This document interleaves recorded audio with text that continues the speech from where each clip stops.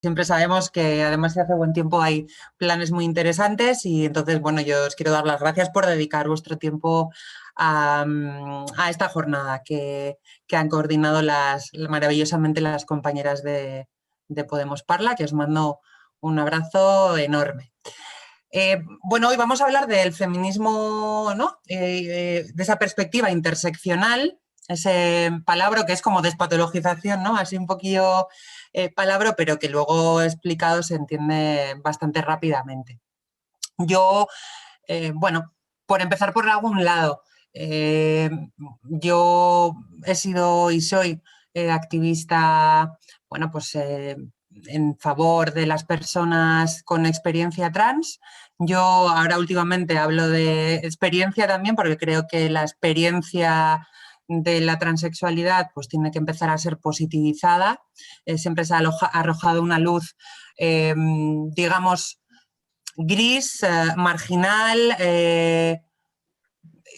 llena de conflictos y de barreras a superar individuales, y yo cada vez más estoy viendo que la juventud y la infancia con esa experiencia trans, con el apoyo también fundamental de sus familias, de las personas que las quieren, están lejos de esas vidas tristes, de esos tristes finales y de esas historias de Pigmalión, quizás bueno, de proyectos de vida truncados y frustrados, que creo que rompen últimamente bastante el relato de esas vidas que acaban mal, ¿no? La experiencia es un grado, es un valor, y creo que este 8 de marzo también tiene que servir para poner de relieve pues, todas esas experiencias y todos esos saberes. Con respecto al debate de la ley trans, bueno, una ley, y además hay que dejar claro que lo que nos encontramos ahora es un borrador que está esperando todas las aportaciones de todos los ministerios, que están lejos de ser el texto final y que se puede mejorar y se puede hablar para darle, por supuesto, todavía más seguridad jurídica, que por supuesto que se puede trabajar en ello, pero hay algunas cuestiones que tienen que ser líneas rojas. Es decir, hay algunas cosas que no se pueden discutir. Por ejemplo, cuando el resto del mundo, alguien desde fuera, un profesional de la psiquiatría, por ejemplo, no le dice quién es, eh, y le obligan, por ejemplo, por ley a seguir un proceso médico obligatorio, cuando eso al resto del mundo no le ocurre, pues lo que pedimos es que a nosotras, a nosotros, tampoco se nos exija eso. Es decir, que no tengamos que entrar en un camino único, unívoco, de lo que estos profesionales pueden pensar acerca de lo que tiene que ser una mujer o lo que tiene que ser un hombre, ¿no? Se trata de que nadie desde fuera haga lo que realmente no se puede hacer, que es diagnosticar tu identidad, diagnosticar quién eres en base a la catalogación de una enfermedad mental, que es lo que sucede actualmente y además por ley, que te tienen que diagnosticar con una patología mental que curiosamente es la única enfermedad mental que no se cura trabajando la mente, sino que se cura modificando el cuerpo. Bueno, pues esto sucede, es un requisito legal de la actual ley estatal que está vigente para poder modificar la mención de sexo en el registro y por ende en tus documentos oficiales. Cuando esto no le sucede al resto del mundo, y además es que es imposible que alguien desde fuera te pueda decir quién eres.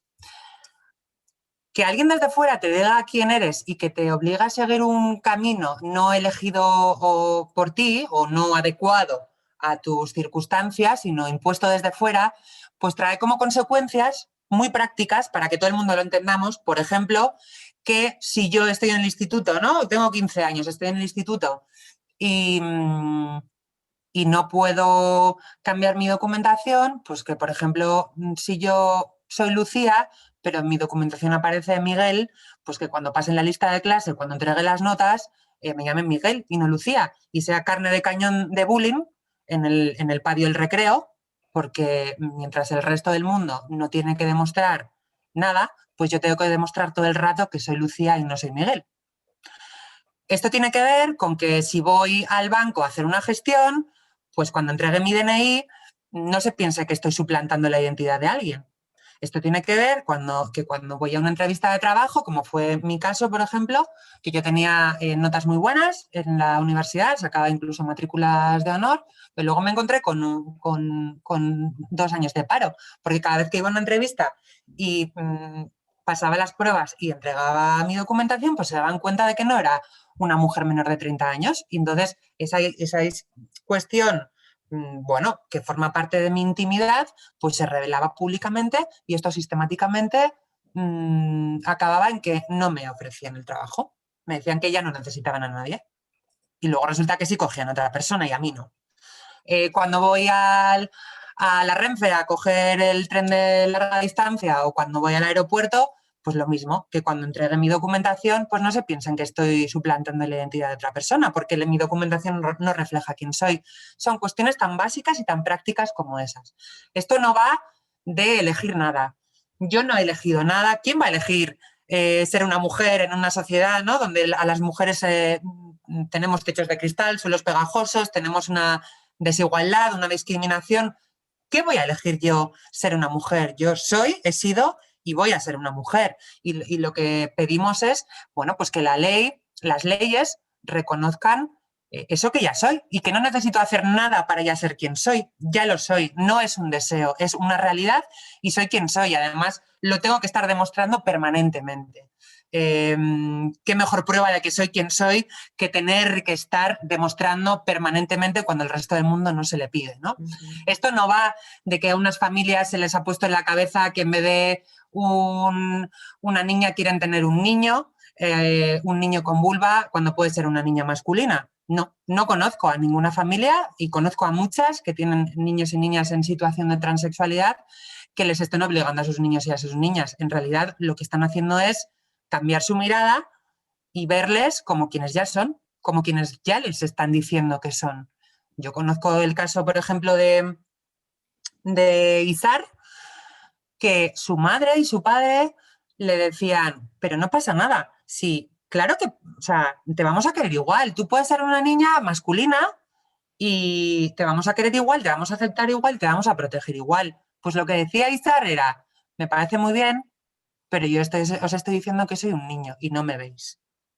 En mi planeta no existen las familias que prefieren que su hijo o su hija sea transexual a que sea un niño femenino o una niña masculina, porque saben que van a tener una vida más complicada y que van a tener que sortear más obstáculos. Con lo cual, eso tampoco es verdad.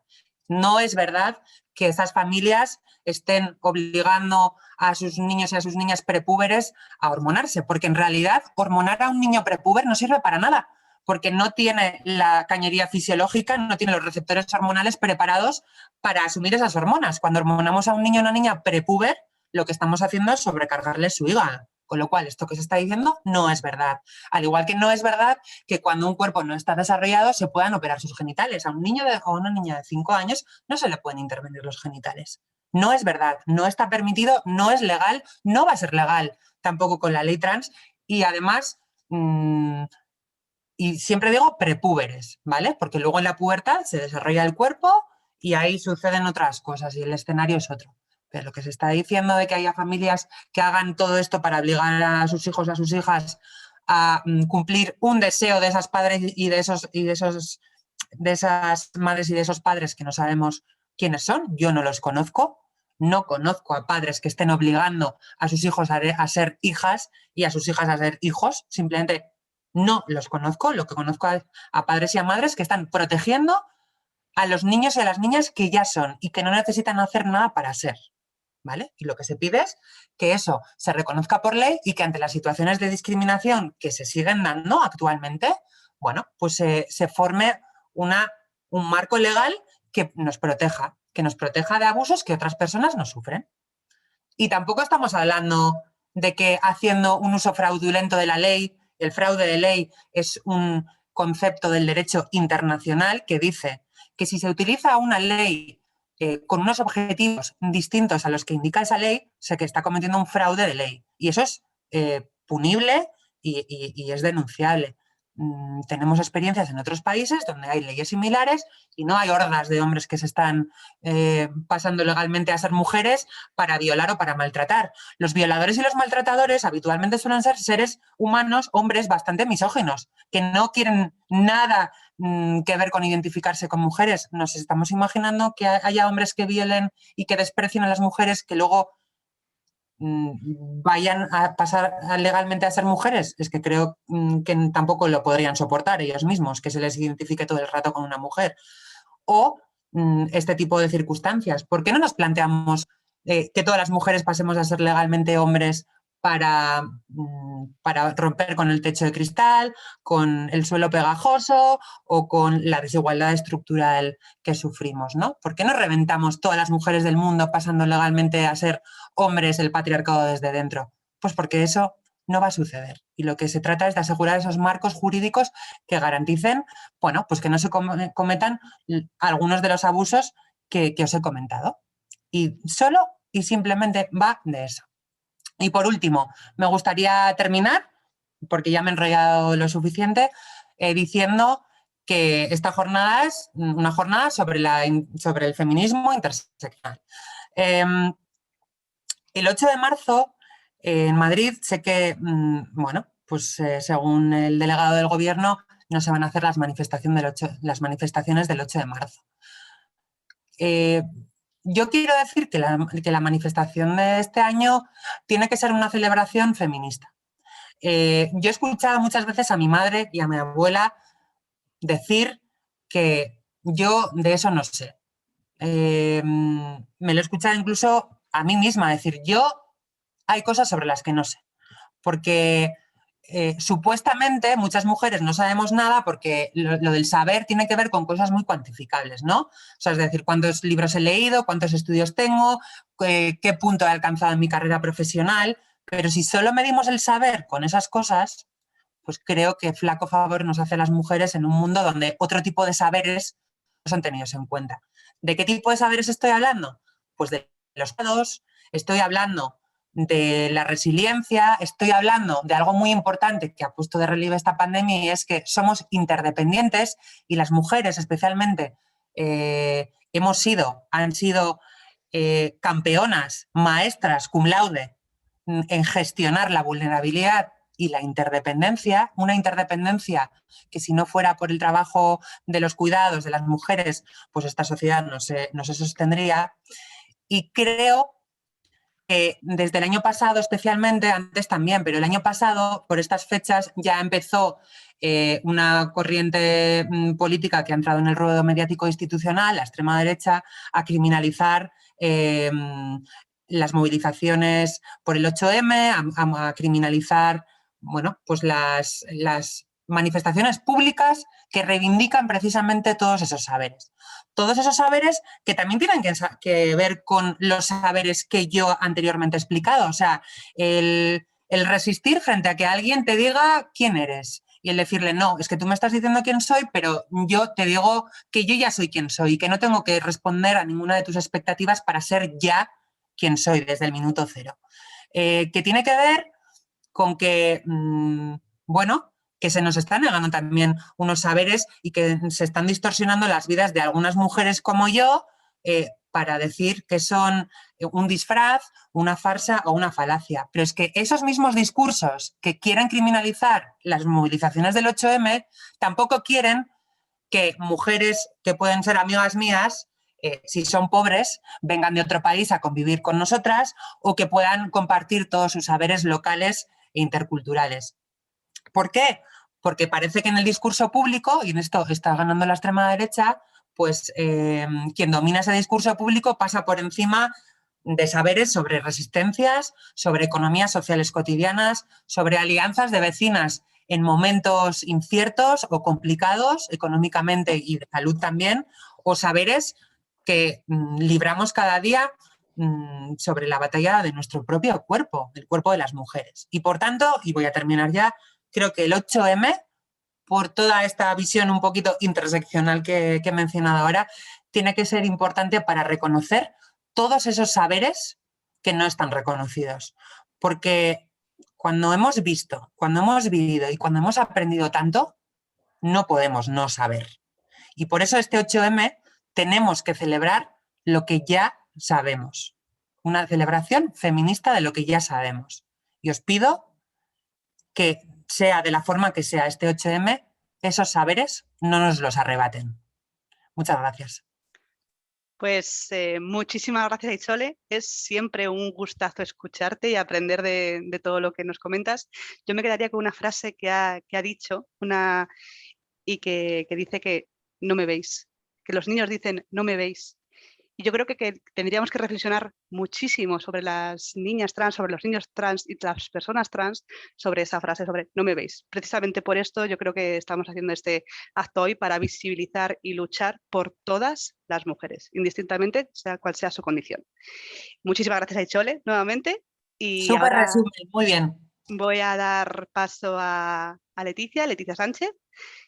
Cuando quieras, compañera. Muchísimas gracias, Aichole. Muchas gracias. Ánimo, Leticia. Encantada de Gracias. escucharte. Encantada yo, y hablo por todas nosotras las compañeras de Podemos Parla y todas las que estamos aquí, de tener el placer de escucharte y aprender contigo. Yo creo que es un lujo.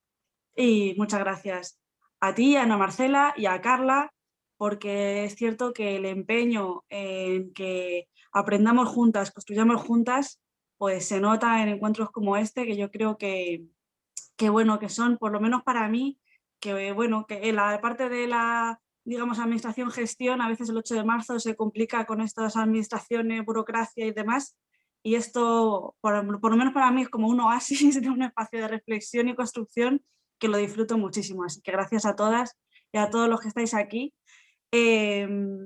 por este encuentro. Yo quiero empezar hablando de que ayer justo teníamos, lo ha dicho Carla antes, un debate también, una charla entre algunas compañeras concejalas de ayuntamientos del sur, y hablábamos de eso, del feminismo en el sur, ¿no? Y hablábamos precisamente de que, bueno, sabéis que Getafe, Alcorcón y Parla, que en concreto eran las que estábamos ayer debatiendo, somos municipios en el sur de Madrid, y que precisamente en Madrid hay una brecha muy importante entre los que vivimos en el sur y los que viven en el norte, o las que vivimos en el sur y las que viven en el norte. No es lo mismo haber nacido en Pozuelo que en Parla. No es lo mismo por un montón de circunstancias que hablábamos ayer, que tienen que ver con dónde trabajamos, cuánto tiempo empleamos en ir hacia los lugares de trabajo, cuántas oportunidades tenemos ya solo para ir al médico porque no hay centros de salud, ir a colegios porque no hay, los niños y niñas no hay suficientes recursos educativos. Bueno, no es lo mismo, ¿no?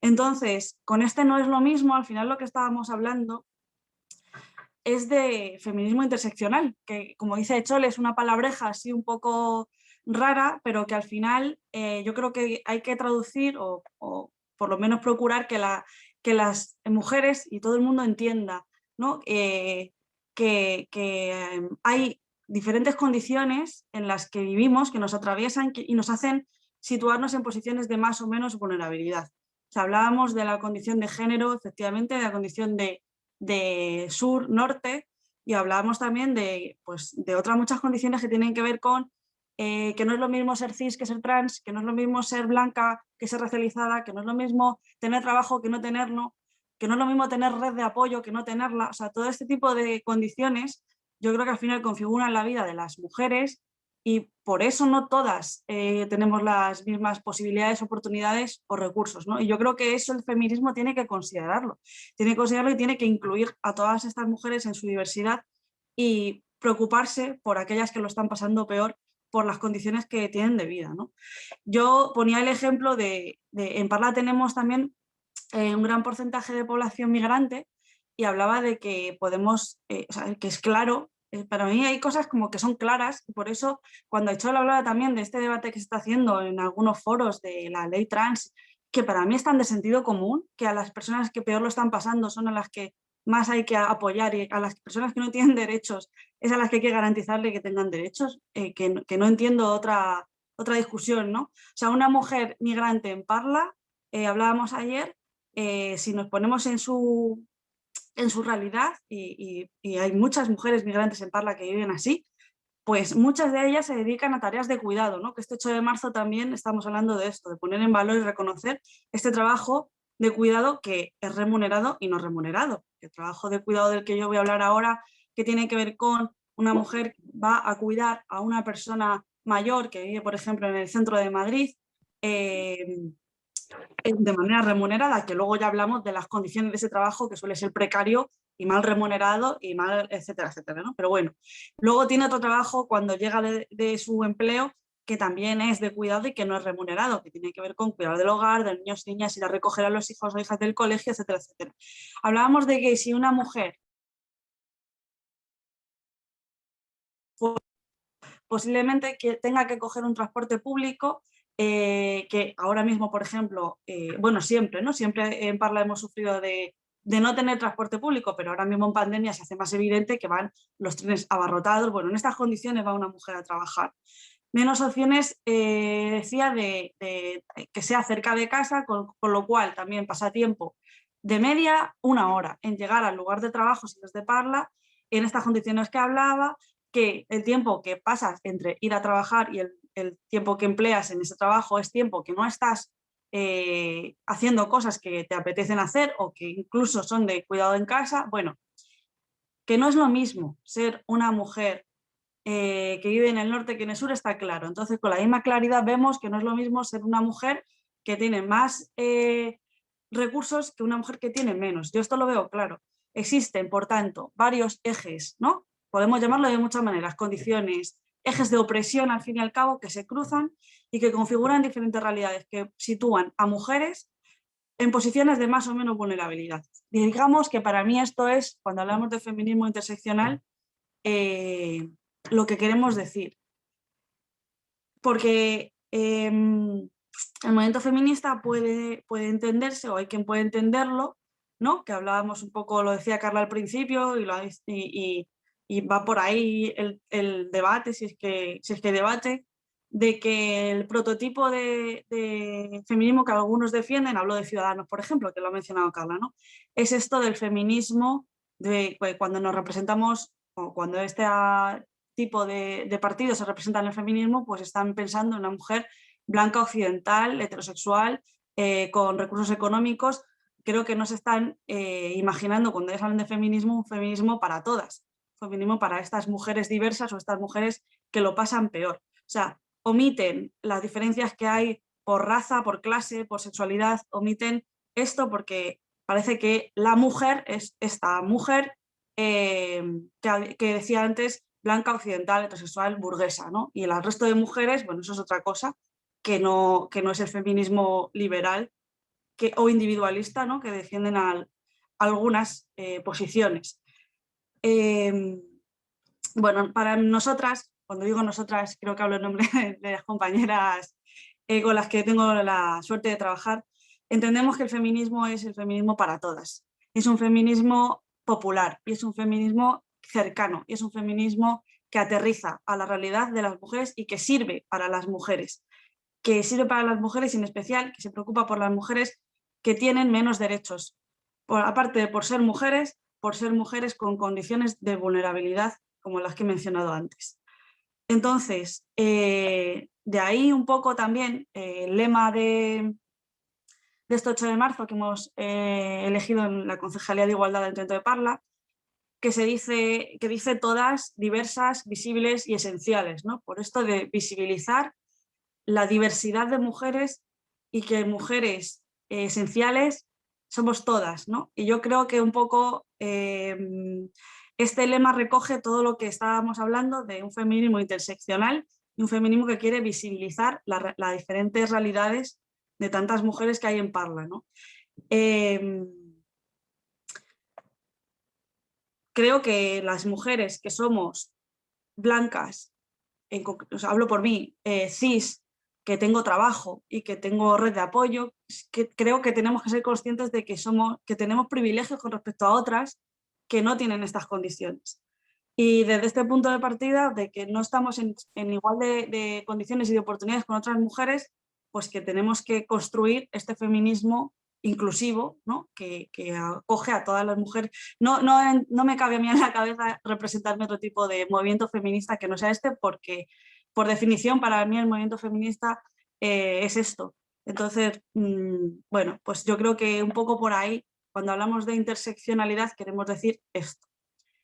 Esto lo hilo con algunos, para mí, lo comentaba también ayer un poco, para mí hay algunos debates que se están produciendo en algunas esferas que son como muy académicos, teóricos, y creo, a ver, yo intento seguir y yo intento aprender de ellos, pero creo que se alejan de la realidad cotidiana de muchas mujeres que no están esperando, creo, a que descubramos cuál es el sujeto del feminismo, nos pongamos de acuerdo, o que hablemos de, no sé, de qué está en peligro con la ley trans, por favor. O sea, creo que se están haciendo algunos debates que quedan muy lejos de la realidad de las mujeres. Y creo que además, mientras estamos en esas batallas culturales, por así decirlo, porque creo que hay un plano conceptual y hay un plano de lo material. En lo conceptual, en qué es esto de ser mujer, qué es esto del sujeto del feminismo, qué es el feminismo, qué es no sé qué. Bueno, mientras esto está pasando, estamos discutiendo de eso, hay otra gente que está diciendo que el 8 de marzo tiene la culpa de la pandemia. Vamos a ver. Es que hay gente que está diciendo que el 8 de marzo no salgamos porque vamos a ser los responsables de la cuarta ola. Y esto sería menos preocupante si esa gente fuera la misma que dice otra serie de barbaridades, que ahora tienen un altavoz porque tienen cargos institucionales y tienen representación pública. Esto sería menos preocupante si solo lo dijeran esos señores y algunas señoras, pero resulta que es que yo creo que esto es una experiencia que estamos teniendo todos y todas estos días, que hay mujeres que yo no considero que ni siquiera voten opciones de derecha o de extrema derecha, que están compartiendo este discurso de, por favor, ser responsables, no salgas el 8 de marzo a las calles porque estamos en pandemia, bla, bla, bla, bla. Vale, esto para mí es un problema. Para mí es un problema que esta batalla la estemos perdiendo, porque ¿por qué es un problema salir el 8 de marzo? Obviamente es una situación de pandemia, obviamente es un 8 de marzo diferente, obviamente hay que tomar medidas de seguridad. Todo esto no lo cuestiona nadie, nadie está cuestionando esto. Pero ¿por qué estábamos preguntando que cuáles son las medidas que se toman, cuál es el aforo que se está proponiendo, cuáles son las garantías de que esto va a ser así para el 8 de marzo? Y no se han hecho ninguna de estas preguntas para otras movilizaciones, porque han habido muchas movilizaciones estos meses. O sea, no de repente ha estado todo el mundo en sus casas y el 8 de marzo nos ha dado por salir. Hemos estado, vamos, es que en Parla hemos estado el domingo pasado, sin ir más lejos, concentrados y concentradas por una nueva estación de cercanías, y todos los lunes hemos salido por la sanidad pública, y a mí nadie me ha preguntado hasta que ha entrado el mes de marzo y el 8M, que cuáles son las garantías y cuáles son las medidas que estamos tomando en esas concentraciones. Entonces, ¿por qué?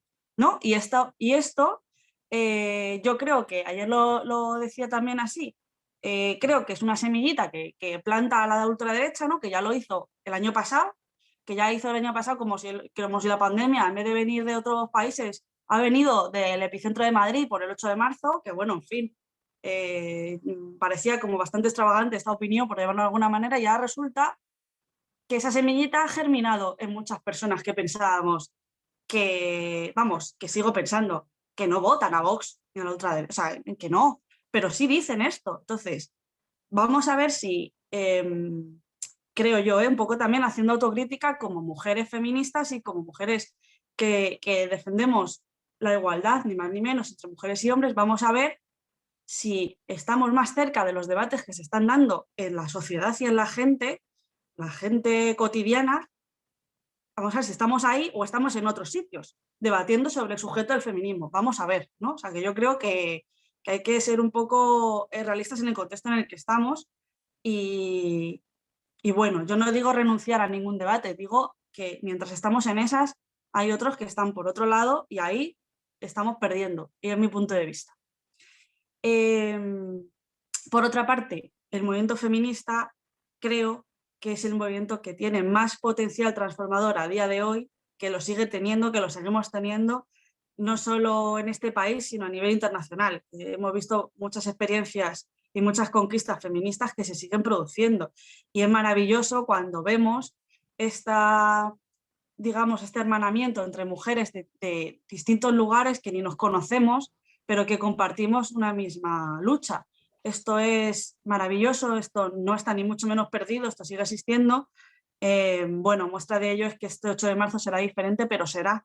O sea, que será diferente, pero no vamos a renunciar a visibilizar la lucha de las mujeres, ni ahora ni nunca, ¿no? Yo creo que hay avances que también se están consiguiendo.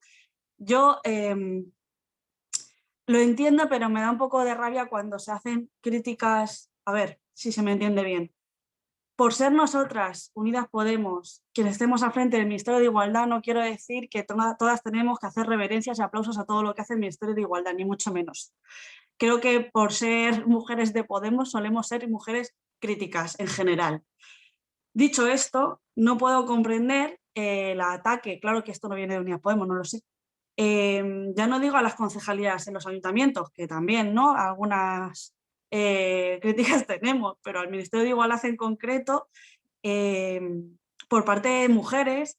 Yo veía esta mañana un vídeo que ha sacado el Ministerio de Igualdad y veía que hablaban de patriarcado. El otro día las jornadas que se hicieron, los conversatorios que se hicieron también con Silvia Federici hablando del sistema que vivimos, el sistema opresor. Yo no sé si esto nos lo representamos que pudiera ser real hace un par de años. O sea, es que yo creo que hemos avanzado, por supuesto que queda mucho más, pero que hemos hecho una cantidad de avances, que hemos ocupado espacios de poder político también que tenemos que reconocer y valorar y por supuesto empujar para que vayamos mucho más adelante, pero apoyarnos entre las mujeres que estamos consiguiendo avanzar frente a los ataques de la ultraderecha y no solo de la ultraderecha. Yo creo que tenemos que ser sororas y que ser hermanas y que estar ahí, y yo esto no lo he dicho al principio, no lo equiparo con ser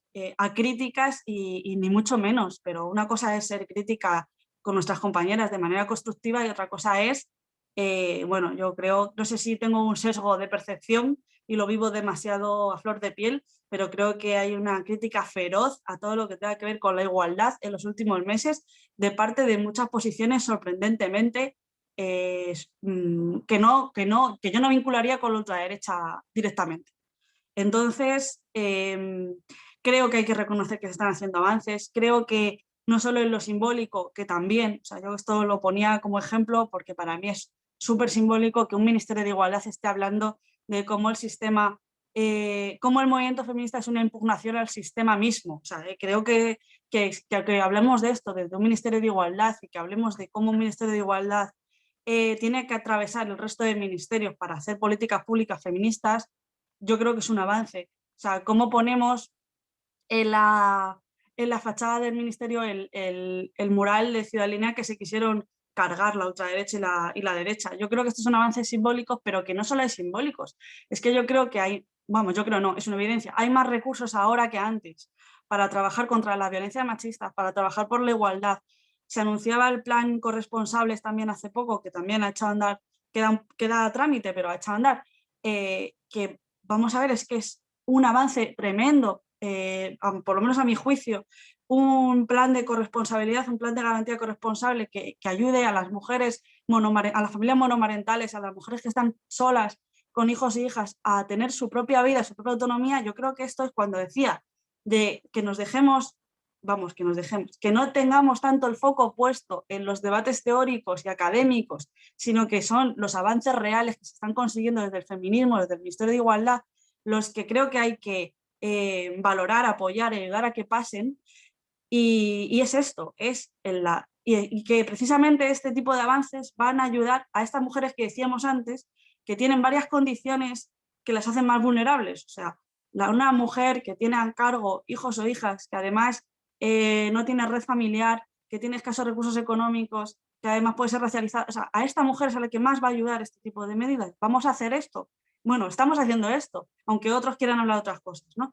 Yo no digo, ni mucho menos, que el debate no sea la ley trans. Creo que la ley trans hay que desarrollarla, hay que garantizarla, hay que hacer lo posible por garantizar los derechos de las mujeres trans a tope. O sea, quiero decir, no, yo a tope con esto, pero creo que el tema solo no es esto. Creo que se están haciendo muchas más cosas. La ley de libertad sexual igualmente es una ley que hay que desarrollar, aunque tenga tantos, no sé cómo decirlo, es que yo creo que a veces se amplifican debates que no son reales. Yo creo que a veces se amplifican problemas que no son tales. Es que yo no creo que no pueda nadie estar en contra de garantizar el solo sí es sí y transformarlo en ley. O sea, yo creo que esto es una cosa como que tiene bastante consenso.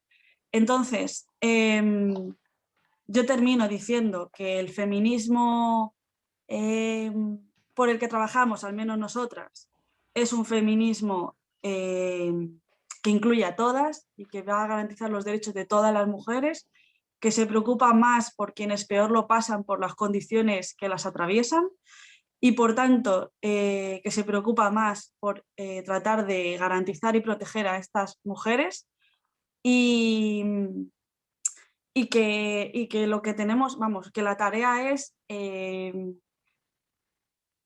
poner condiciones materiales concretas para que las mujeres tengan una vida digna y las mujeres que peor lo están pasando, aliviarles un poco esta situación y puedan tener una vida libre, autónoma y como ellas decidan tener. Y yo creo que esto, como para mí por lo menos, es tan de sentido común, o sea, que una mujer pueda vivir como le da la gana vivir y que le dé la gana, esté protegido y que tenga sus derechos garantizados, pues me cuesta todavía asumir que hay debate en torno a esto. Este es el feminismo en el que nosotras creemos, si es que hay otra posibilidad de creencia, y este es desde luego por el que trabajamos desde nuestro ámbito, cada una donde puede y lo hace de la mejor manera posible, ¿no? Y bueno, pues yo con esto creo que ya he terminado y que queda mucho por hacer, pero en esa seguimos y ya está. Y un abrazo. Pues muchísimas gracias, Leti. También, como siempre, es un placer oírte hablar y aprender juntas. Yo creo que es importantísimo que juntas pues, aprendamos las unas de las otras. Igualmente, me quedo con una de las frases que ha dicho, que es incluir a todas las mujeres en su diversidad. Yo creo que lo hemos escuchado muchísimas veces, pero es hora de reflexionar sobre eso y sobre los privilegios también que tenemos algunas mujeres y no somos conscientes a lo mejor de ello. Entonces, bueno, ahora quiero dar paso a Ana Marcela Montanaro. Igualmente, bienvenida y compañera cuando quieras. Un placer. A ver, ¿dónde empiezo? Siempre me enredo aquí. Nada, pues muchas gracias por la invitación, por vuestra invitación. Realmente me siento muy complacida, muy ilusionada por estar compartiendo aquí con vosotras y con vosotros, sobre todo en un momento que creo que es apremiante para el feminismo. Es urgente hoy más que nunca, pues, construir esos diálogos, diálogos. Frente al avance de un fascismo, de una extrema derecha, a nivel global, con diferentes matices, pero lo vivimos a nivel global. Podemos buscar muchas causas y tal, pero el feminismo hoy, o los feminismos, tienen un gran reto, y tenemos un gran reto, que es el de construir desde esos diálogos, diálogos, porque si no, nos vamos a quedar escuchándonos unas a otras, y sin posibilidad de llegar a las que nos faltan, que estén con nosotras, y que nosotras tenemos que estar con ellas.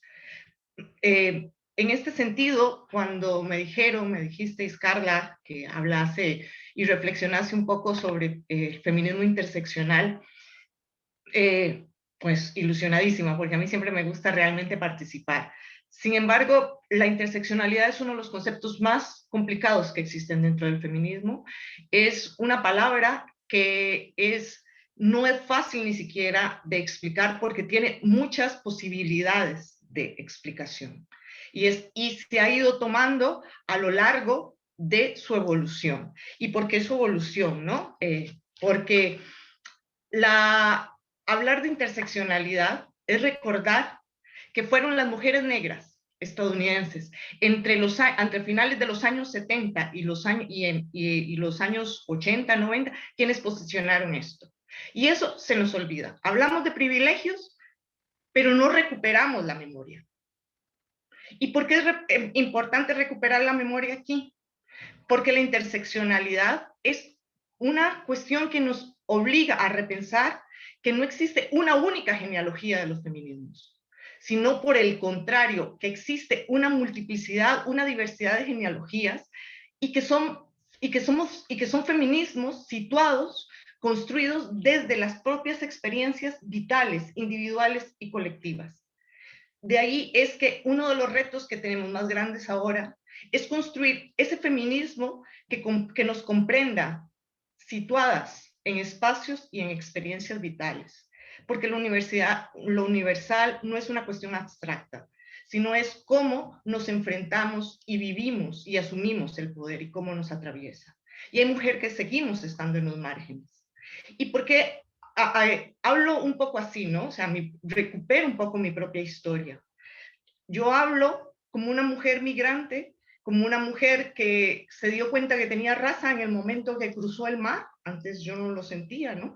Y me di cuenta que al llegar aquí, mis conocimientos valían menos que conocimientos de otras colegas, compañeras, ¿verdad? Entonces la raza no es solamente nuestro aspecto físico, sino también es esa marca que nos atraviesa.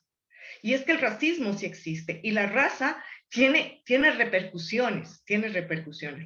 La discusión si existe o no existe y tal, nos podría llevar mucho rato, pero existe en el sentido de que nos atraviesa y nos atraviesan nuestros cuerpos, nuestras vidas y nuestros proyectos vitales. Por eso considero también que es importante reflexionar sobre esto, ¿no? Porque si lo que queremos es hermandad, la hermandad no se construye fácilmente. Incluso este concepto de interseccionalidad es un reclamo de las mujeres negras, las mujeres de color en los Estados Unidos, cuando dijeron, nosotras no estamos, no solamente era dirigido al movimiento feminista, en donde ellas estaban medianamente excluidas o excluidas, sino también, ¿por qué? Porque reclamaban el ser sujetas del feminismo.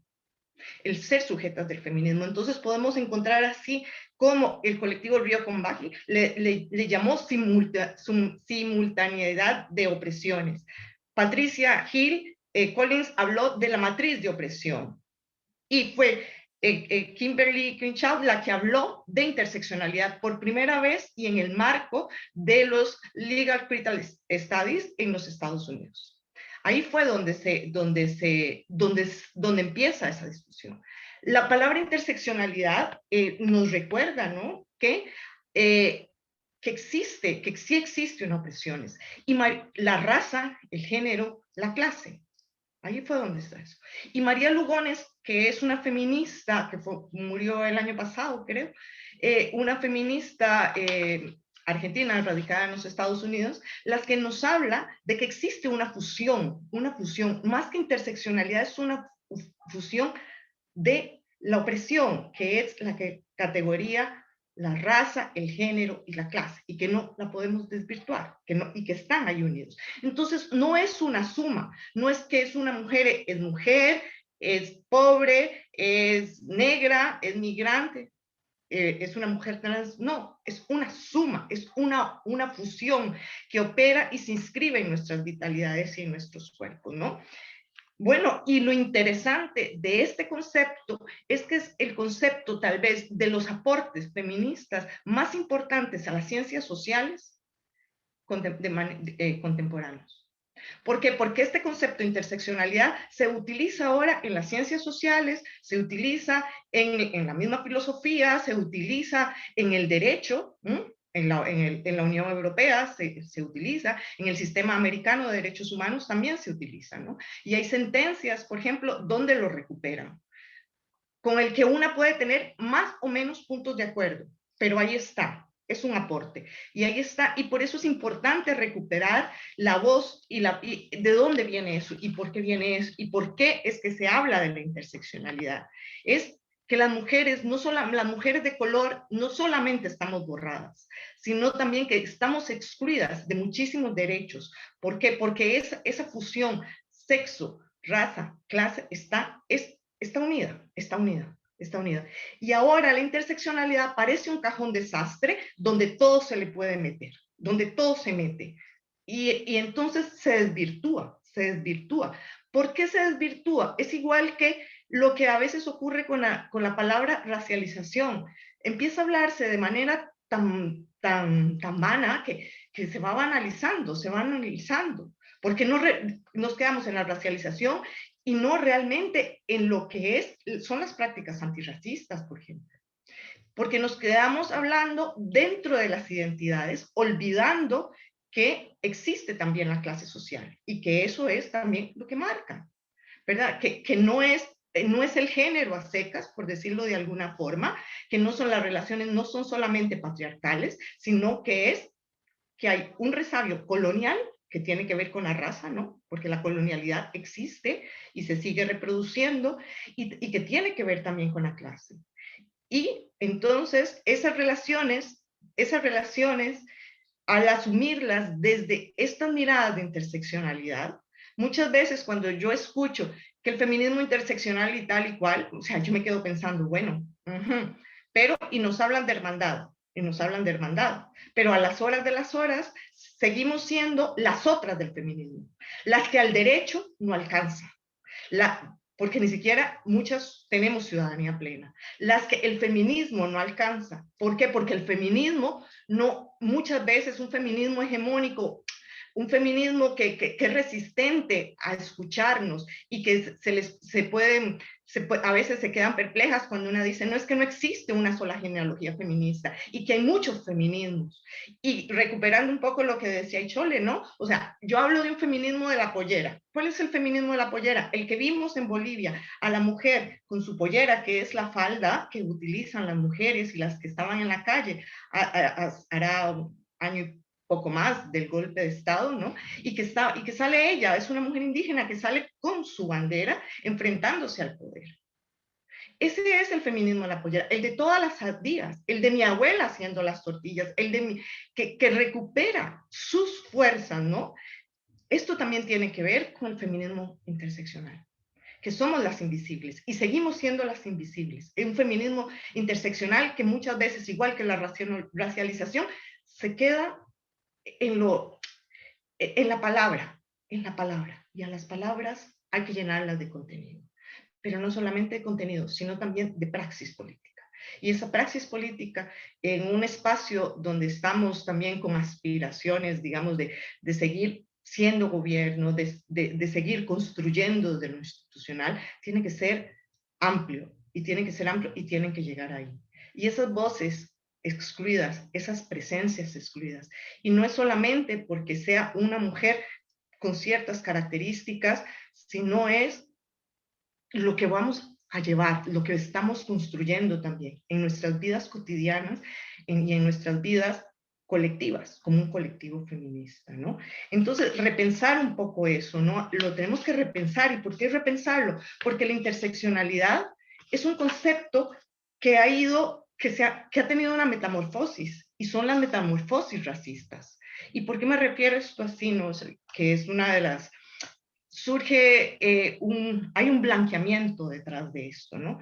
Que para muchas esto ya no es un posicionamiento radical de transformación social, sino una categoría fetiche a la que le caben todas las cosas, Porque como puede ser tan amplio y como ha sido recuperado por alguna institucionalidad, hablaba antes del sistema interamericano de derechos humanos también, y también el sistema europeo, entonces se queda en la institucionalidad y no traspasa realmente a hacer la transformación que aspiramos, que es que el sistema sea subvertido. No es solamente el sistema patriarcal, sino lo que está unido, que es un sistema patriarcal, capitalista, que es racista y que es colonial. Y me refiero a colonial porque existen relaciones de poder norte-sur global, ¿no?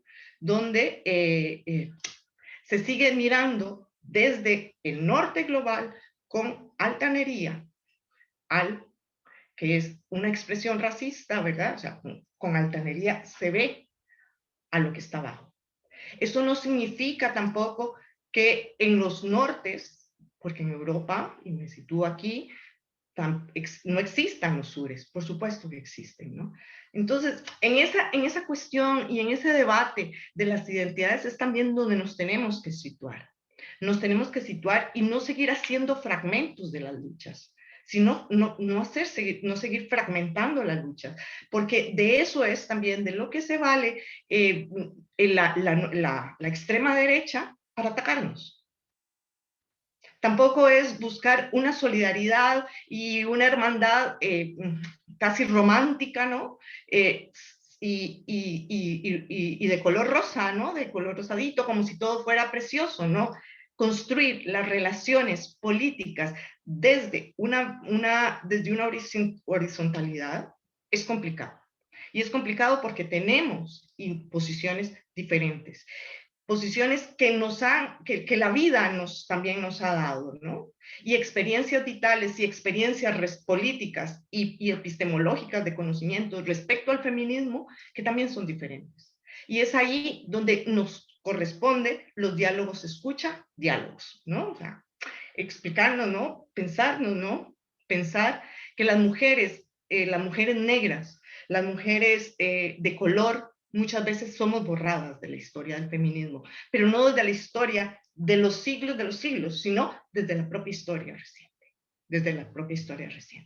Y que la interseccionalidad es un concepto que a veces se utiliza de una manera, nada más por decirlo, porque son palabras que llegan a estar como de moda, por decirlo así, ¿no? Entonces, a veces es complejo, ¿no? Complejo decirle esto a mí no me gusta utilizar las mujeres blancas, ¿no?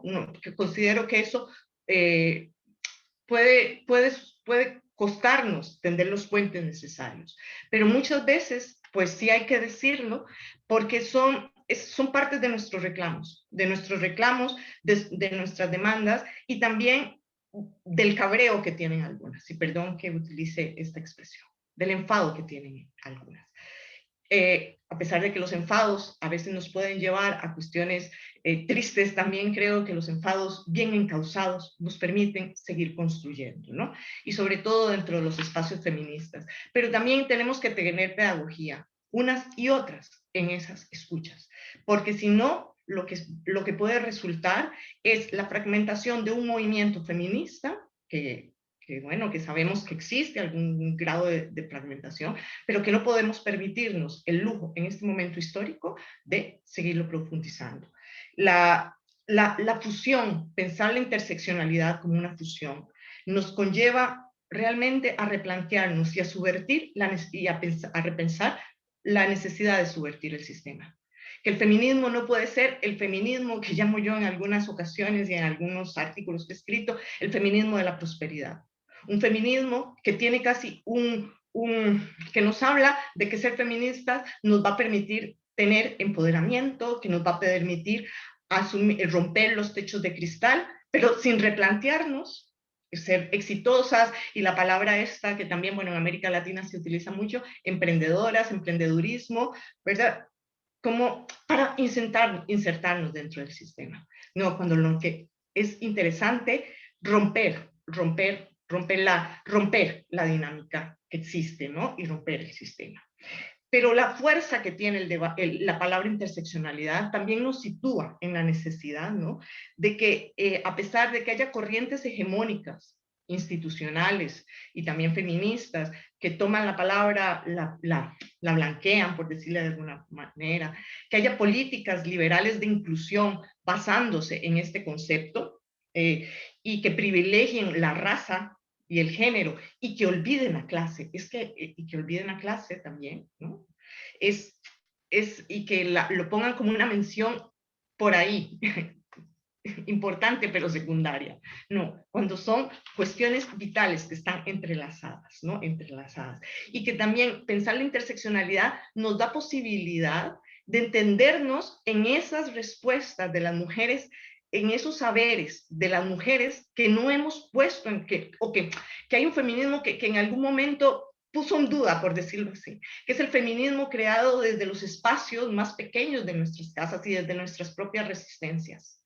Desde ahí es donde también nosotras tenemos que apropiarnos, ¿no? Y recuperar nuestras experiencias vitales, ¿no? Y darle para que la interseccionalidad logre tener un impacto o siga teniendo impacto, pero de transformación y no de acomodo al sistema, a un feminismo llamado liberal, o el feminismo que denomino feminismo de la prosperidad, que es ese feminismo, ¿no?, de que nos habla casi que para tocar el reino feminista hay que, pues hay que ser exitosas, tener dinero. El feminismo no se más acomodaticio al sistema. No es que eso por sí mismo sea malo, ¿no? O una cuestión, no, sino que es repensar dónde estamos situadas y dónde están situadas también nuestras hermanas. Porque sí hay una hermandad, pero la hermandad tiene que construirse, ¿no? Porque son rutas desafiantes y son encrucijadas muy complejas, ¿no?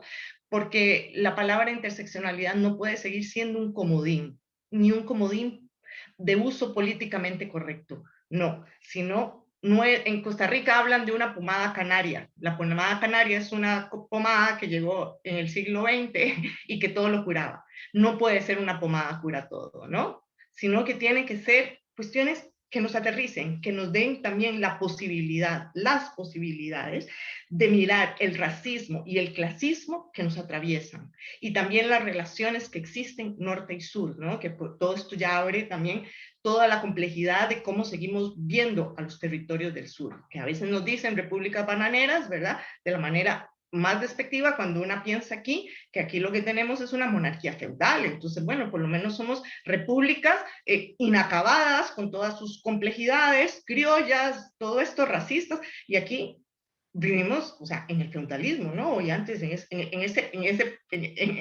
ese contexto, ¿no? O sea, seguimos viviendo señores feudales, reyes, monarcas, cosas que vamos, que cuando una ni siquiera los entiende. Pensar en nuevas posibilidades de construir, ¿no? De construir, de no mirar quién gana teóricamente, sino cómo resistimos y construimos nuevas realidades.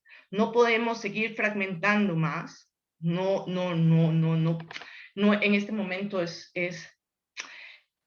hacerle un flaco favor a la lucha de las mujeres. Nos corresponde recuperar nuestras historias, porque hemos aprendido a resistir, no desde ahora, sino desde siempre. Recuperar, comprendernos también en esas relaciones donde los seres humanos, hay seres humanos de primera y seres humanos de segunda, donde hay vidas que importan y vidas que no merecen ni la pena ser lloradas, que no merecen el luto de nadie, ¿no? Hoy la retórica ha cambiado. Las mujeres indígenas fuimos bestializadas, las mujeres negras también. Dejamos de ser mujeres. No éramos ni siquiera seres humanos, ni siquiera los hombres y los indígenas tampoco. La retórica ha cambiado, pero seguimos siendo, ¿no?, el avance de las nuevas formas de esclavitud, el trabajo esclavo, el precario, niños y niñas en posiciones no solamente de vulnerabilidad, sino de subalternización. Ni siquiera existen, son invisibles para este sistema. La academia, la política, el racismo no es solamente un color de nuestra piel, sino también atraviesa nuestros conocimientos. Y pensarnos en un feminismo que es no solamente en un solo feminismo. Una vez me invitaron a dar una charla sobre feminismo, sobre el movimiento de las mujeres en España. Creo que fue aquí en Tetuán fue que me invitaron. Y una compañera me dice, me encanta escucharte, tu feminismo. Me hizo reflexionar un poco esto, ¿no? O sea, yo tengo una posición vital, por supuesto, y hablo siempre de forma también un poco apasionada, porque así soy, yo no puedo desligar el feminismo de mi propia vida, igual que ninguna de nosotras. No lo podemos desligar. Pero eso no significa que sea mi feminismo. Porque el feminismo vuestro y el de la historia, por ejemplo, de este país, de países, de este país tan complejo como es España, es también mi feminismo. Y ahí trato de verme yo. Y ahí me veo, me busco. también me busco y reivindico lo que tenga que reivindicar. Tampoco es, como me dijo otra compañera dentro de Podemos, es, claro, Marcela, yo entiendo vuestra lucha las mujeres migrantes, pero, no, o sea, es un poco duro que te digan esto, ¿no? Pero eso me ha hecho a mí reflexionar, repensarme a mí como feminista, también replantearme, también me ha ayudado a poder poner palabras a lo que en algún momento me dijeron. Porque, y ahora esto, ¿no? Estoy haciendo una tesis de derechos humanos y nada más valga la pena decir que ahora tanto se habla sobre si hay una ley que es o no feminista y dónde está el sujeto. Y yo pienso, los derechos humanos son para todos, ¿no?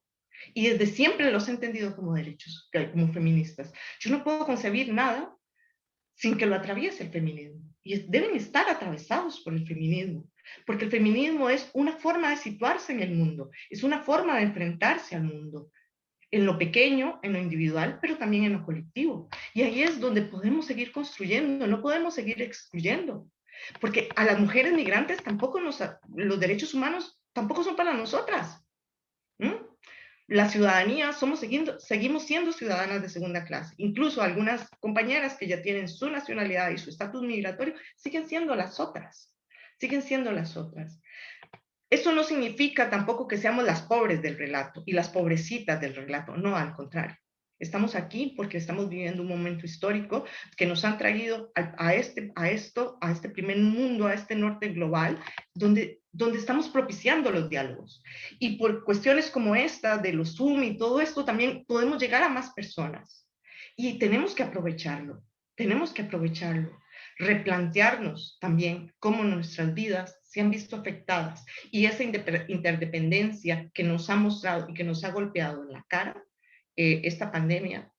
Tal vez algunas de nosotras ya también lo habíamos vivido de alguna manera diferente, con nuestras propias experiencias, en contextos de menos recursos. El hecho a veces de tener menos recursos materiales no significa que seamos las pobres, no, o las pobrecitas, ¿no? O sea, que somos... Que tenemos una experiencia política. Nosotras no somos personas que venimos en blanco, en un papel blanco, sin escribir ni nada. No, traemos una historia y una historia de lucha y resistencia, de mujeres, por ejemplo, en mi caso, reconocer que son mujeres que vengo en todos los matices que tengo atravesados en mi cuerpo y en mi vitalidad y en mi identidad, pero que son mujeres que han luchado 500 años resistiendo. A mí que no me digan que mi abuela no fue feminista. Vivió un feminismo diferente y un feminismo que ella armó y articuló con sus propias palabras. Ya podemos decir que es un feminismo, que el feminismo es un resultado de la modernidad y tal y cual, ¿no? Pero repensemos cómo establecer las traducciones, no de un idioma a otro, sino también de experiencias de unas y otras, ¿no?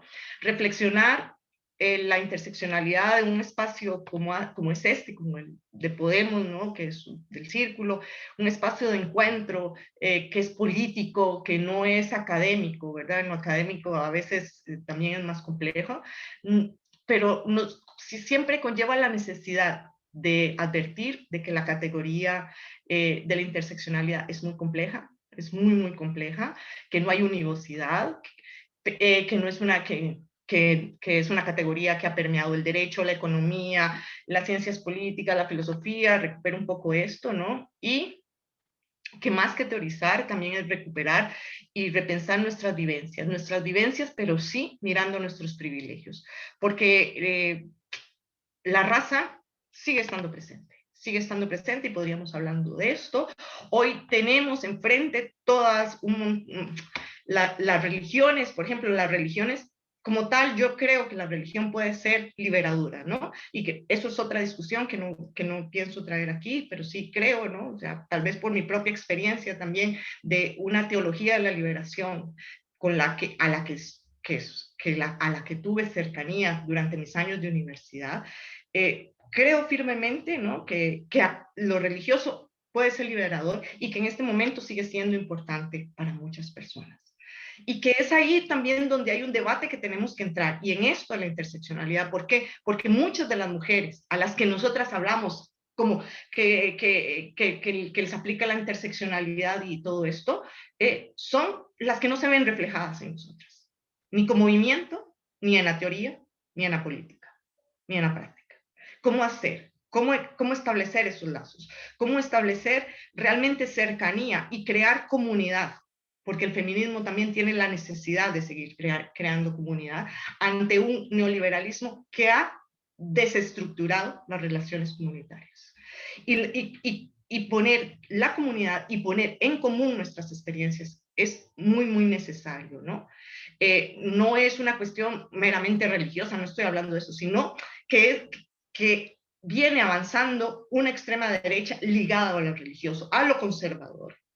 Y cómo unir ahí, cómo unirnos y cómo replantear también esta cuestión de la interseccionalidad para que no se vuelva palabras vacías como la raza, la racialización, ¿no? Incluso como el feminismo. Mira lo que algunas, bueno, el feminismo cómo se utiliza para aquí y para allá, y las camisetas de las tiendas dicen yo soy feminista, y esas, pero si nos ponemos a ver, esas camisetas las hicieron mujeres y niñas y que ganaron 10 céntimos por hacer las maquilas, por maquilarla, ¿no? Por coserla en algún sitio, ¿no?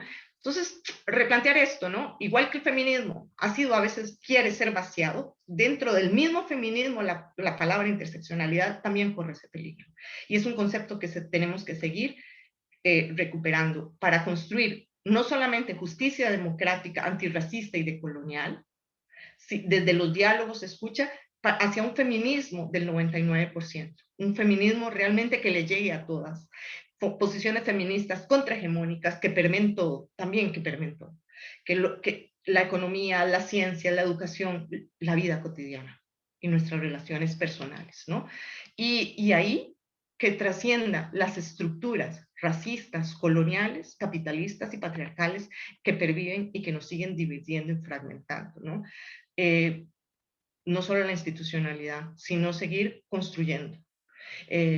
Bueno, ahí está un poco lo que pienso yo sobre el feminismo interseccional. Traté de darle esto más o menos lo he estudiado, bueno, lo he estudiado realmente, estoy trabajando esto un poco en mi tesis y creo pero que esto nos abre los diálogos, nos abre la posibilidad no solamente de enfrentarnos, no, sino la posibilidad de de tender puentes. Hay colegas mías que sé que ven esta posición, que la pueden ver incluso un poco tímida de enfrentamiento, ¿no? En este momento yo creo que, lo repito, no es quién gana con teorías, sino cómo construimos y cómo resistimos y cómo construimos nuevas realidades. Ahí está uno de los puntos de quiebre, porque si no vamos a quedar en los sectarismos que no han logrado, y que sabemos por historia, incluso no tan lejana en el tiempo, sectarismos que no conducen realmente a ser mundos mejores. Pero eso sí, eso conlleva realmente una responsabilidad individual, colectiva, de dejarnos de mirar el ombligo, de dejarnos de mirarnos, a veces lo digo, bueno, de mirarnos el ombligo blanco y privilegiado, dejarnos de ver ese ombligo blanco y privilegiado y repensarnos como mujeres, pero en esa interseccionalidad, sexo, raza y clase, de manera fusionada, indivisible, fusionada para mirarnos igual que un día nos pusimos las gafas y empezamos a ver el feminismo, algo de color violeta, ¿no? Nos corresponde ponernos unas gafas, mirarnos el racismo y el clasismo que seguimos teniendo. Solamente así podemos construir un feminismo realmente interseccional, no desde las palabritas, sino también para dar contenido. Porque, como lo dije al principio, a pesar de la interseccionalidad y de que hablemos de feminismo interseccional, esto no alcanza a muchas mujeres, no las alcanza. El derecho, ni la interseccionalidad, ni siquiera el feminismo alcanza a muchas mujeres. Ya espero haber terminado. Gracias. Muchísimas gracias, Ana Marcela. Yo creo que estarán todas mis compañeras y compañeros ahora mismo alucinando con los ojos abiertos y reflexionando muchísimo por todas las cosas tan importantes que has dicho y has transmitido. Es decir, de hecho, a mí me emociona muchísimo cuando has dicho que tu abuela también era feminista, por ejemplo, y así es. Entonces, bueno, quiero... Ahora, si os parece, vamos a abrir un turno de preguntas para si alguna compañera o algún compañero quiere comentar algo. He leído en el chat que hay una pregunta para ti y la voy a leer. Dice así, es de Nani. La semana pasada, en otro espacio feminista de Podemos, una compañera comentó que la palabra raza no se usa adecuadamente y no debe hablarle de razas. Blancas, negras, asiáticas, eso son etnias. La raza es la raza humana y me gustó. Pero entonces, ¿deberíamos cambiar las palabras como como racionalizada por etnializadas? Las palabras son tan importantes que este tema sería bastante interesante. Me refiero a eso. Sí, luego seguimos. Dani, si no, si quieres comentar, hacerlo por el chat y las voy leyendo, por fin. De esto, bueno. Es que por el chat va a ser un poco largo. Vale, pues si quieres, pues lánzala tú también. Que conteste Ana Marcela la pregunta de Nani, luego que hable Dani y luego Rosa, si os parece, ¿vale? No sé si tengo... biológicamente la existencia de la raza se cuestiona, ¿no? Sin embargo, esta sigue marcando las relaciones, percepciones y las prácticas sociales. Los cuerpos siguen siendo atravesados por esta racialización, que es una marca constitutiva que se deriva de la colonialidad. La colonialidad podemos entenderla, ¿no? Que es cuando Europa, los europeos hacen su intrusión en los territorios de Abya Yala y posteriormente todo lo que sucede con África, toda la trata de seres humanos, la esclavitud, eso significó violencia, despojo de territorios, cuerpos, conocimientos y proyectos vitales. Y eso también fue parte constitutiva del mundo. Eso, la colonialidad sigue existiendo. Entonces, la raza también sigue existiendo, con matices, pero sigue existiendo, porque tiene repercusiones en el día a día, ¿verdad?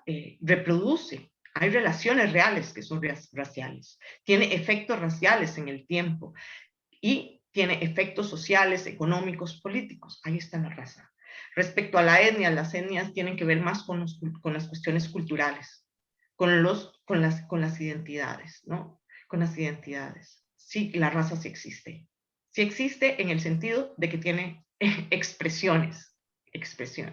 No existe científicamente, o sea, biológicamente no existe, pero existe en el sentido de que nos atraviesa, ¿no? Nos atraviesa.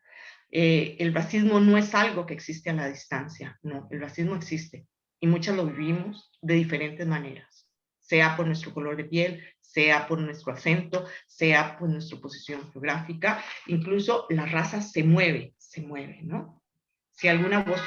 Cuando una se mueve, una también se da cuenta que la raza sí existe, ¿no? Porque aunque a veces se trate de ocultar, la raza y el patriarcado son construcciones ficticias. Eso lo ha trabajado mucho Rita Segato, también lo ha trabajado Rita Segato y algunas otras feministas que nos habla de que son construcciones, que la raza y el patriarcado son construcciones ficticias. Son construcciones, pero tienen efectos. Son construcciones. Son parte constitutiva de la racionalidad moderna. Y ahí está. Por eso cuando uno habla a veces de raza y de racismo y tal, se genera todo un debate, ¿no? Porque nos cuesta también asimilar de que esto está dentro de nosotros, dentro de todo, dentro de nuestros conocimientos. El género, dice Rita Segato, es una construcción que se pierde en el tiempo, ¿no? O sea, tiene más años en el tiempo, tiene un recorrido histórico más largo, mientras que la raza tal vez la podemos situar ya como raza a partir de la intrusión colonial en los territorios de Villa Yala. Ya tenía algunos antecedentes, sin embargo ahí es donde se constituye y se jerarquiza a los seres humanos, a los conocimientos, y se jerarquiza al mundo también. Entonces, bueno, esto también significa un largo debate, ¿no? Yo creo que... Eso. Perfecto. Bueno, pues muchas gracias, Dani. Turno para ti ahora. Sí, perdona que hable, pero es que si no iba a ser eterno lo que escribiendo.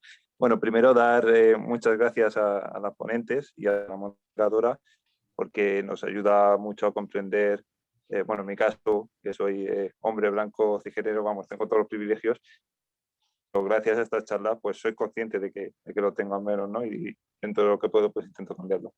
Entonces, habéis dicho al principio que, bueno, que estuvisteis en otro acto, que las preguntas eran un poco complacientes y voy a intentar hacer polémica dentro de que evidentemente estoy de acuerdo con, si no con todo, con la mayoría de lo que habéis dicho, voy a intentarlo. Entonces, por la parte de la ley trans, que más o menos es el primer bloque que hemos hablado, me gustaría, dentro de que no conozco nada a la ley, saber cómo quedan las personas que están fuera del espectro, ¿vale? Las personas no binarias y, más complicado aún, las personas de género fluido, intergénero, etc. Luego, por la parte de feminismo interseccional, intenta también crear polémica, porque yo creo que aquí el problema, dentro de mi punto de vista, es que es difícil conseguir derechos para las minorías y sobre todo cuando no tenemos ya lo de las mayorías. Quiero decir, falta mucho camino por recorrer para las mujeres. Evidentemente, como habéis comentado, falta más para las mujeres negras y, bueno, la suma o la intersección de varios componentes, pero no sé hasta qué punto sería productivo intentar conseguir derechos que no vamos a poder conseguir hasta que no tengamos otros. No sé si me he explicado muy bien, pero veo más fácil, pues eso, ya estamos empezando a conseguir derechos de las mujeres en general, o de las mujeres blancas, y a lo mejor a partir de ahí ya sí que podríamos empezar a pedir otros derechos, porque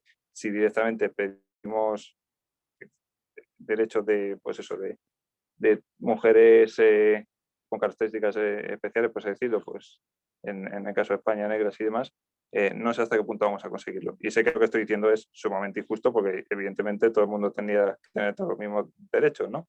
Pero, por desgracia, pues es así y la mayoría de la gente no está concienciada y solo busca lo suyo. Entonces, aprovechando que la mayoría de la gente, o en este caso la mayoría de las mujeres son blancas, a lo mejor hay que empezar por ahí para luego seguir construyendo. Ya termino. No sé qué opináis. Vale, muchísimas gracias. Aitzole, no sé si queréis contestar a Ariana Marcela y doy paso a Rosa, o que Rosa formule su pregunta y las contestáis de golpe. Lo que queráis, lo que más práctico sea. Vale, bueno, pues yo creo que Rosa pregunte y ya cerramos para intentar ser lo más breves posible, eso sí, ¿vale? Gracias.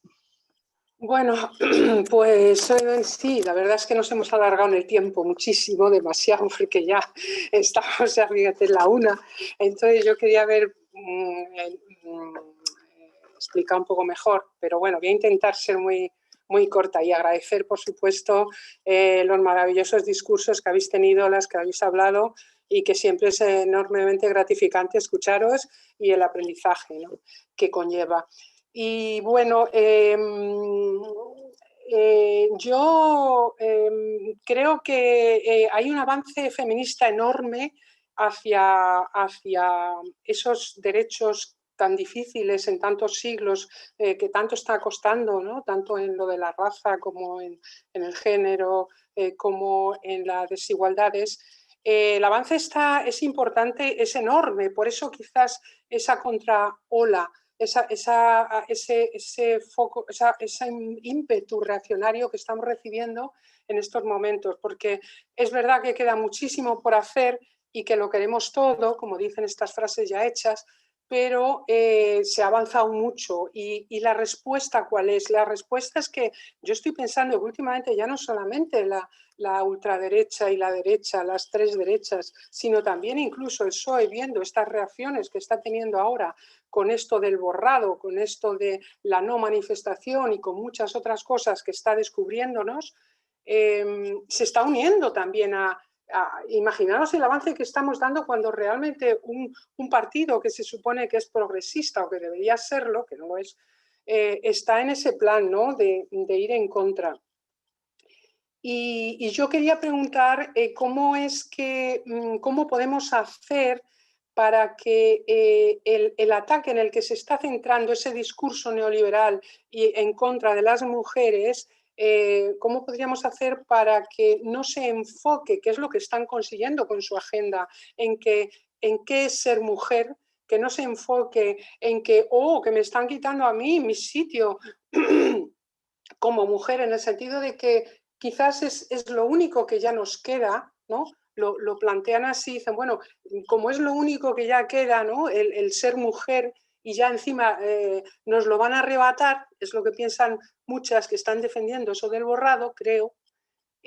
¿Cómo podemos hacer para que no se enfoque ahí el discurso de esas derechas y se saltan lo que es pues todas las desigualdades vitales que estamos teniendo las mujeres, ¿no? Enfocan ahí y además es que se lo compran rotundamente.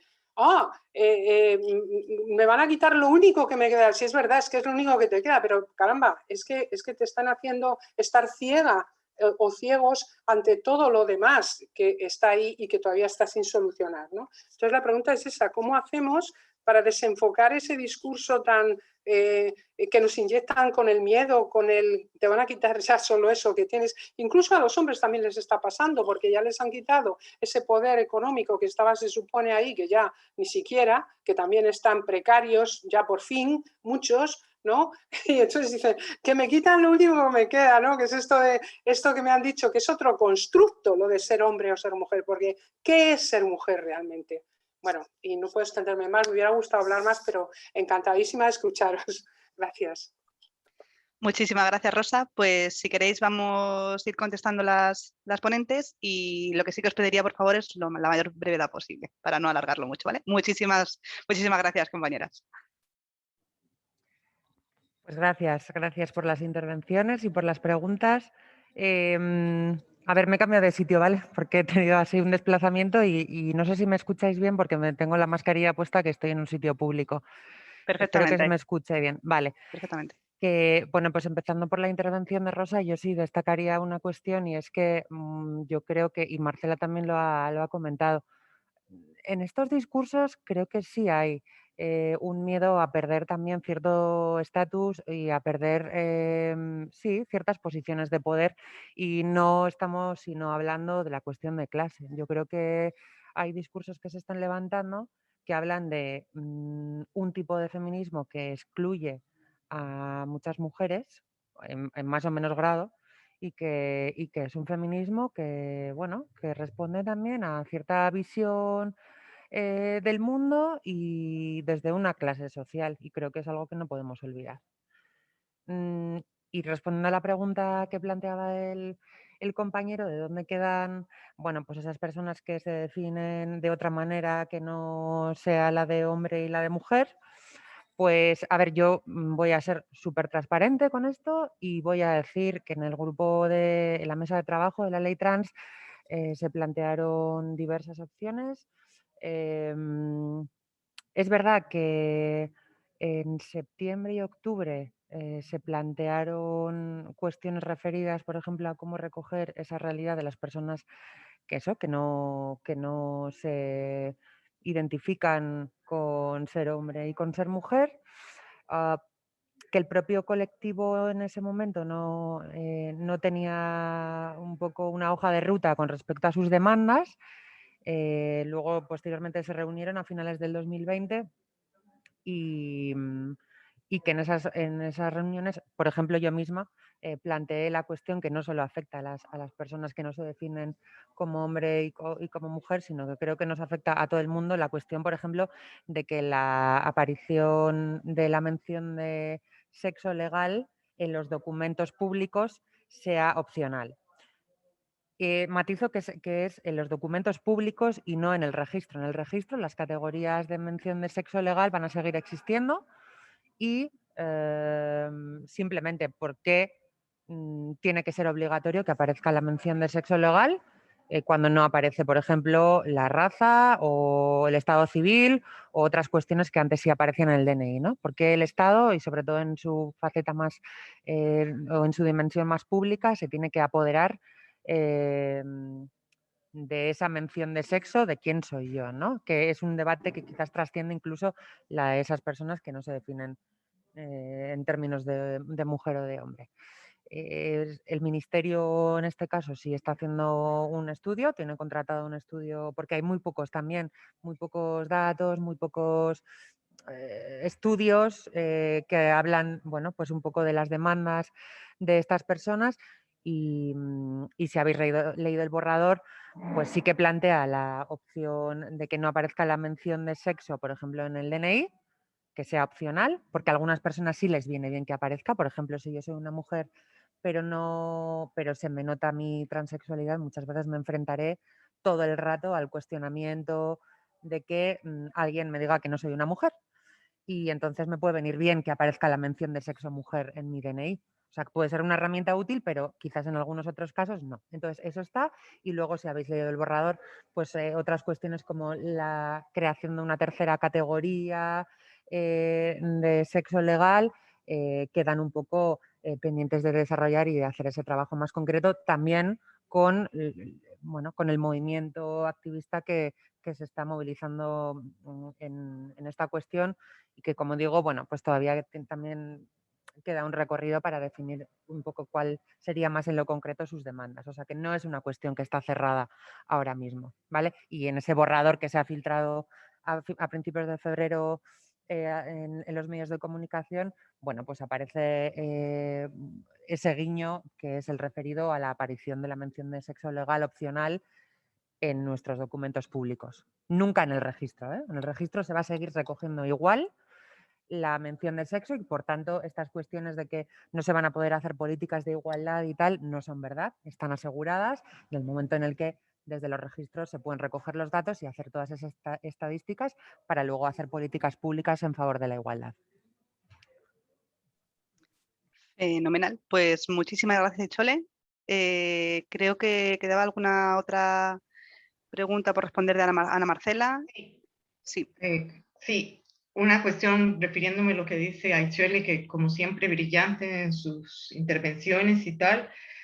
Y nada más para recuperar respecto a eso. En Costa Rica, a raíz de una opinión consultiva de la Corte Interamericana de Derechos Humanos, se permite la cuestión de no poner en el documento nacional de identidad si es hombre o si es mujer. Eso levantó un gran barullo al lado del matrimonio igualitario de los sectores más conservadores, que a mí esto aquí me parece alucinante, que sean algunas mujeres feministas, ¿verdad? Que no estoy atacando, sino que me quedo con eso allí, y también de algunos sectores que se dicen estar del lado de los derechos humanos. Porque cuando hablamos de los derechos de todas las personas son derechos humanos, y los derechos humanos son para todas, y los derechos humanos tienen que tener perspectivas feministas, sí, desde esos feminismos que tienen que ser más plurales, porque en este momento no podemos quedarnos solamente viéndonos en un feminismo como que no ha pasado a la historia, no, la historia está pasando y la estamos viviendo, y tenemos que dar respuesta a las necesidades vitales de las personas. Y los derechos humanos, esto es una cuestión de los derechos humanos. Y es alucinante que estas discusiones se estén dando aquí de personas incluso que a veces, ¿verdad? No puede, que me quedo perpleja, que allá son la discusión allá es con los sectores del fundamentalismo religioso, cristiano, evangélico, más rancio que existe, que está aliado al gran poder económico. No es que tengamos un gobierno progresista, no, ni mucho menos, ¿no? Porque el progresismo también es neoliberal, como hay en América Latina. Y bueno, vuelvo aquí. Creo que la cuestión esta, cuando el compañero Danieles, ¿no?, nos hablaba sobre los derechos de las mujeres blancas y la reflexión que hace, perdóname, y lo digo honestamente, creo que no es una afirmación injusta, sino es racista. Y yo no puedo responder a ese comentario si no digo que lo que hay ahí es racismo. Tal vez no se dan cuenta, pero es ahí donde hay que... Esto es un ejemplo de las cosas que nos tenemos que revisar todas, que ese comentario es racista. Igual que los derechos humanos, porque es una cuestión de derechos humanos. No es una que para las mujeres blancas sí y para otras no. No, es que es una cuestión de derechos humanos, de vida digna, de vida digna, de vida digna. De darle estatus de sujeto de derecho a todos los seres humanos. No hay nadie por encima de nadie. ¿Cómo traspasamos eso desde el papel a la realidad? Y cómo desde la realidad también lo plasmamos en el papel. Es una cuestión que va así. Y ahí, como siempre, Rosa, ¿no?, que siempre pone el punto donde tiene que poner para hacer síntesis. Muchas gracias, Rosa. Y me da mucha alegría verte, aunque sea así, porque quisiera irte a dar un abrazo. Me duele mucho, vamos, una de las cosas que más me duele es la ausencia de la lejanía de las compañeras, ¿no?, que es una lejanía física, pero que nos hace falta el apapacho, ¿no?, el tocarnos, el vernos, el reírnos. Y bueno, ahí es donde nos toca, ¿no?, ante el avance de lo que tenemos, que no es un avance que viene por ahí, no es que lo tenemos enfrente, ¿no?, lo tenemos enfrente. Nos toca, pues, yo no tengo una sola respuesta, ¿no?, sino también un poco reflexionar, no caer en esas posiciones de que somos unos sí, y que los derechos de unas sí y otras no, ¿no?, y con conceptos racistas, y que reflejan también, el racismo refleja el patriarcado, ¿no?, y también de alguna manera el clasismo que existe, ¿no? Ahí son ejemplos. Y ahí nos toca, pues, redoblar la creatividad, redoblar las militancias y redoblar los encuentros. Y considero que en este caso, una pandemia que nos ha tratado o que además de que tratar de fragmentar más, pero de no vernos, de no tocarnos, esa cercanía hace falta, que nos corresponde, pues, reinventar esto, seguir construyendo estos espacios de diálogo, de debate, de diálogo, escucha, diálogo, para poder poner en común. Esto no lo tenemos la respuesta una o dos, sino que nos toca construir en común. Y solo las puestas en común podemos construir realmente comunidad, y en eso sí creo que la palabra comunidad la seguiré utilizando desde la cercanía, desde la horizontalidad, para potenciar feminismos situados, ¿no? Los feminismos que recuperen nuestras propias experiencias vitales desde aquí, desde allá, y desde un respeto absoluto también a las posiciones de otras compañeras, de otros compañeros, pero el respeto se construye, ¿no?, en diálogo, escucha, diálogo. Muchísimas gracias. No sé si Pues, si me permitís, sí, solo quiero decir una cosa, no puedo terminar, que terminemos sin decir que me reafirmo en lo que decía al principio. Creo que es un lujazo contar con compañeras como Aichole y Marcela. Durante la intervención de Marcela se me ha puesto los pelos de punta en varios momentos, me ha emocionado un montón. Me quedo con una frase que yo creo que también contesta un poco a lo que se ha planteado, ¿no? Esto de dejarnos de mirar el ombligo blanco privilegiado que tenemos y empezar a continuar construyendo comunidad, que yo también coincido en que ahí tenemos que seguir, ¿no? Con lo que decía Rosa, efectivamente yo creo que eso es lo que tendríamos que estar pensando, cómo marcar nosotras la agenda, cómo hacer nosotras nuestro discurso hegemónico, en el sentido de seguir hablando a las mayorías de una cosa que es de sentido común, que son los derechos humanos, ¿no? Que yo creo que al final es un poco desde una perspectiva de género, efectivamente. Nada, que os agradezco a todas las intervenciones y que es un lujazo seguir aprendiendo, que yo creo que esto lo tenemos que repetir más a menudo, y que encantadísima de estar con todas y todos. Gracias. Muchísimas gracias, Leti. Pues para cerrar, Yo querría únicamente, os voy a leer una frase de la gran Angela Davis y ya con eso cerramos, ¿vale? Las formas más vibrantes de feminismo de hoy no son las que una vez llamamos el feminismo blanco, burgués. Este no es un feminismo que ha aprendido a sostenerse para resolver el problema de violencia racial, sino el feminismo evolucionario, que reconoce la interconexión entre la violencia de género y la violencia racista, entre violencia íntima y violencia institucional, entre la violencia individual y la violencia estructural. Querría cerrar esto, daros las gracias a todos y a todas por estar aquí. Leticia, Aitzole, Ana Marcela, es un gustazo como siempre aprender con todas vosotras, es un orgullo y muchísimas gracias a todas y a todos por participar en el acto de día de hoy. Muchas gracias y a por el 8M. Un momentito antes de irnos, a lo mejor podemos hacer una foto de familia, de visibilizar este encuentro. Venga, vale, Ay, genial. qué lindo, sí, qué emoción. Pues las y los que queráis salir, poner las cámaras y si alguien puede hacer un pantallazo.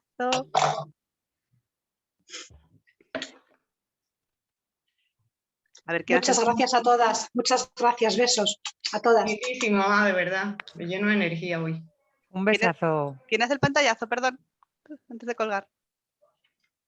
Andrés, ¿tienes que lo estoy sacando pantallazos, Carla. Ah, pero es que ¿Tú dónde estás? Es que yo tengo pintas horribles, que estoy en pijama, que están Tú estás que súper guapa, daña la mentira. semana. No voy Estoy a echando nada más que me puse un jersey decente. Pijamas somos muchas. Bueno, pues entonces, ¿ya está? Perdón, saco una más. 1, 2, 3. Ya está. Muchas gracias. Pues muchas gracias a todas, a todos y Gracias, repetiremos. gracias. Gracias, adiós. Hasta pronto. Gracias a todas. Hasta pronto. Muchísimas gracias. Muchas gracias.